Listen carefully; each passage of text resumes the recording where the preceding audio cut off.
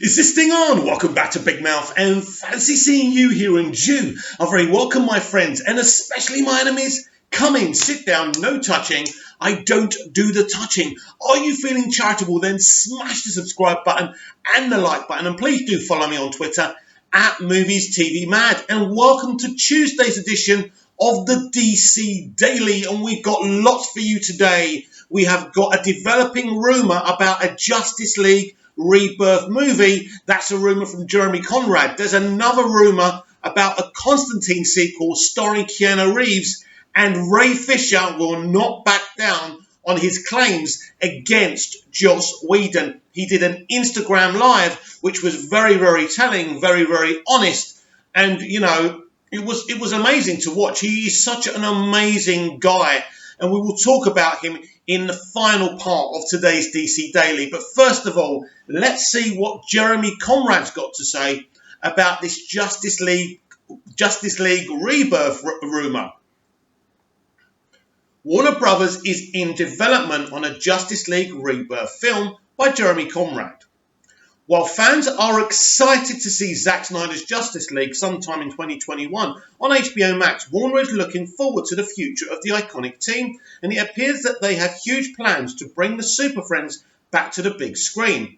I've learned today that Warner Brothers has begun development on a Justice League Rebirth film, which is separate from the Snyder Cut, not a continuation of that Justice League story.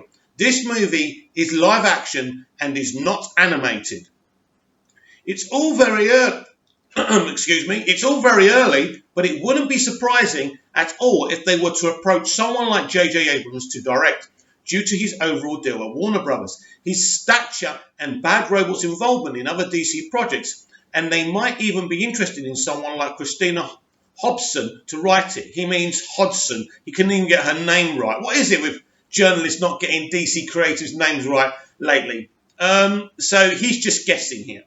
To write it, she's already involved with Birds of Prey, Batgirl, The Flash, which will softly reboot the DC universe. Prior to this new Justice League, if something like that were to happen, it would position J.J. Abrams and Christina Hodson as being DC's version of Kevin Feige, where they have a plan for the future of DC film universe and will execute it right. He is just reaching now, because we all know who's running the DC universe of live action. Let's call it the multiverse, the worlds of DC. It's Jim Lee and Walter Hamada. And, Christina Hodson and J.J. Abrams are not going to take control of this universe. What's going on here? It's a multiverse. Everyone will have their different sides of this multiverse. But J.J. Abrams isn't going to have overall control of it all. I can assure you of that.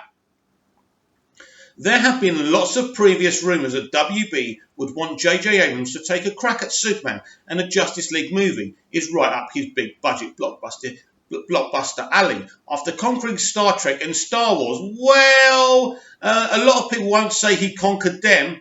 It will also be a big way for DC to establish that they're serious about these characters and making them a success on the big screen. As the Rebirth title hints, this will be a resurrection of Justice League and a reboot of sorts, which is again something JJ has experience with. I'm not saying he's the one who will do it, but it will make a lot of sense if WB try to get him for it.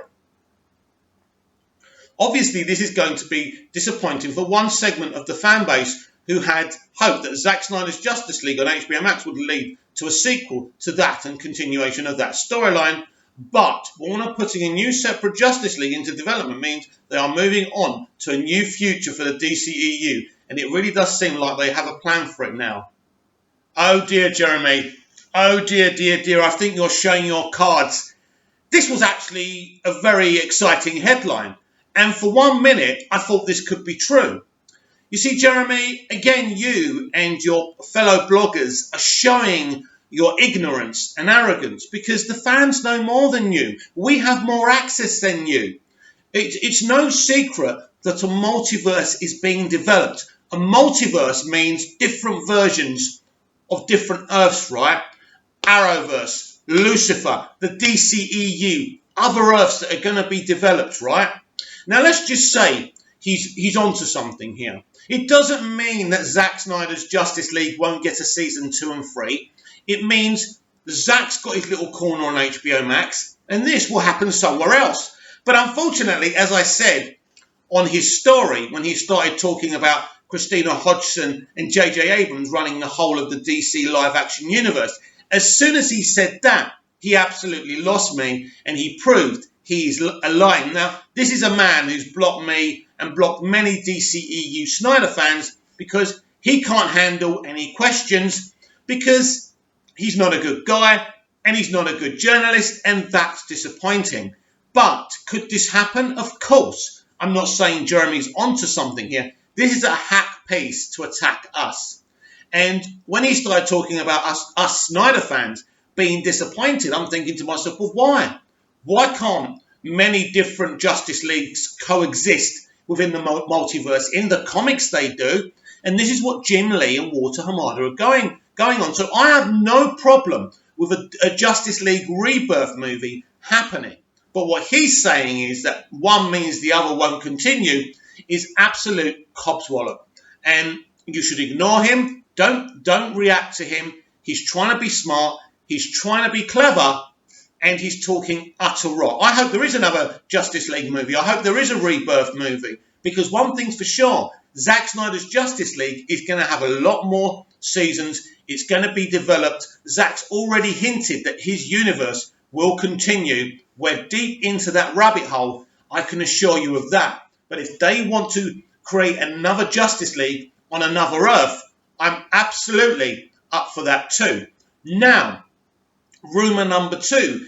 A big rumour right now is that they're actually developing a Constantine sequel for Keanu Reeves. Now, this rumour's been going for quite a while, and this is why I've been led to believe that we will get a Ryan Reynolds-led Green Lantern movie as well. Because, as I say, we are going for the multiverse. The multiverse is a beautiful concept, right?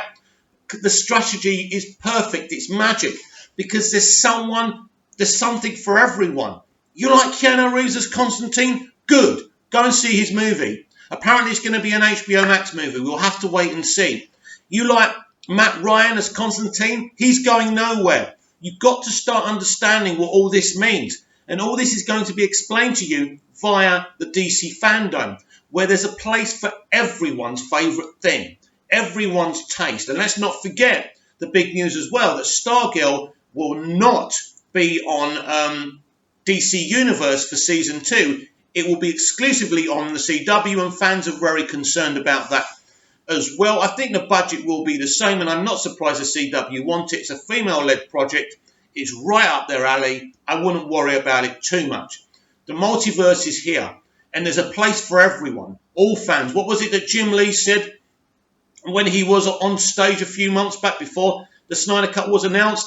He was hinting how people call Snyder's fans and not DC fans, and he said, we want everyone to be a DC fan, and we don't want to drive anyone away. Of course, it's bad business, and you could tell from what Jim Lee was saying here that they want a place for all fans. You know, you like Reeves' Superman? Well, maybe Brandon Routh can get an HBO Max Superman movie. He's now the Reeves Superman. After all, they used him on Crisis on Infinite Earths. Now, in terms of a Constantine movie for Keanu Reeves, knowing that Keanu's already turned down the MCU and Disney with Star Wars because they wanted him involved in that, he's very committed to this role and this sequel. And who knows? We are getting Keaton in the Flashpoint movie. So how do we know Matt Ryan, who's Constantine right now on Legends of Tomorrow, can't kind of meet up with Keanu Reeves' Constantine as well? You know,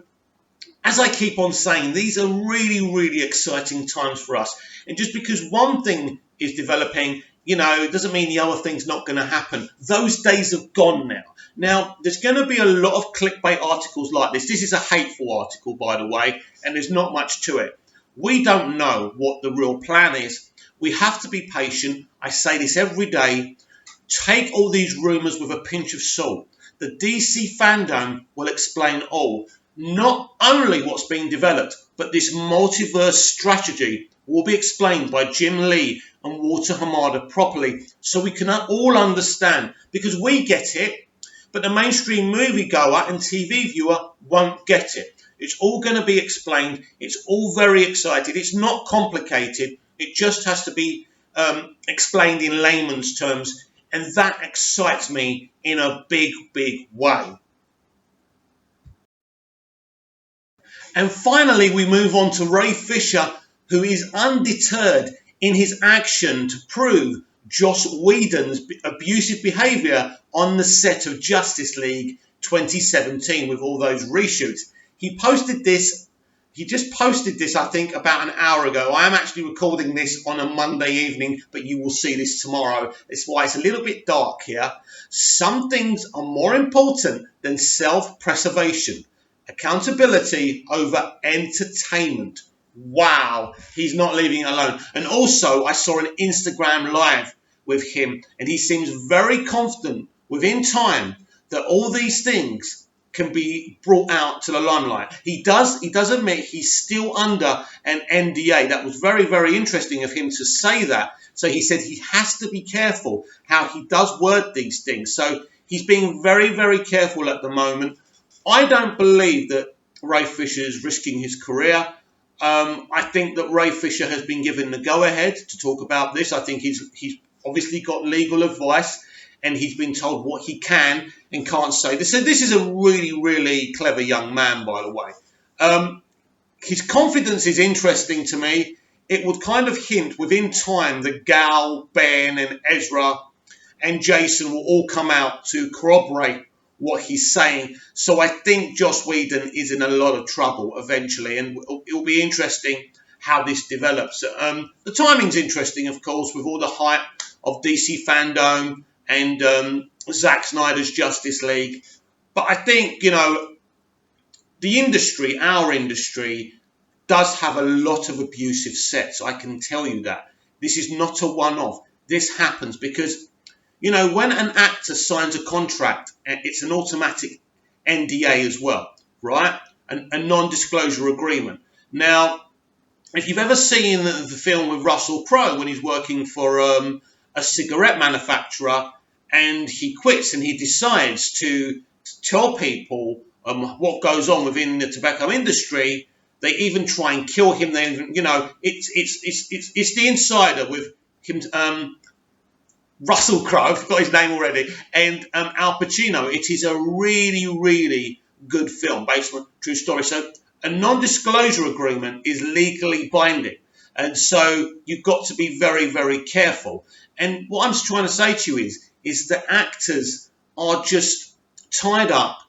They're treated like objects, the studio's objects, the television network's objects. They have to say what the studio and the networks want them to say, whether it's political or anything, right? So these people, these entities can treat these actors any way they want.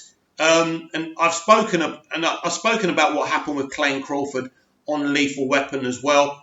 These actors have very little power. They don't have the power the public think they do. They are tied in, and I think Ray has decided to be a standard bearer here.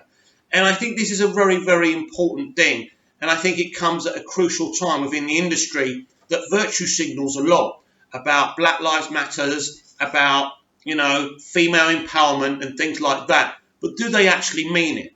I don't think Hollywood is the vessel of good and joy that they make themselves look like. I think it's a very corrupt organisation, and it needs an independent body to clean it up. And no, Me Too isn't the answer, because basically Me Too is run by people within the industry, within Hollywood. So they're not going to clean anything up. They're just going to flash a light on the things that suit their extreme left ideology. That's it. They don't care about helping actors all round, right? It's only the demographics that shines a light on their ideology. So they're as corrupt as Hollywood because they are Hollywood. So what Ray's doing is extremely important, and us as a consumer, we must back him. We must back each other. This is very important, and I absolutely back Ray Fisher. Comment down below. Like, share, and subscribe, and I'll be back tomorrow with even more DC Daily. See you again soon.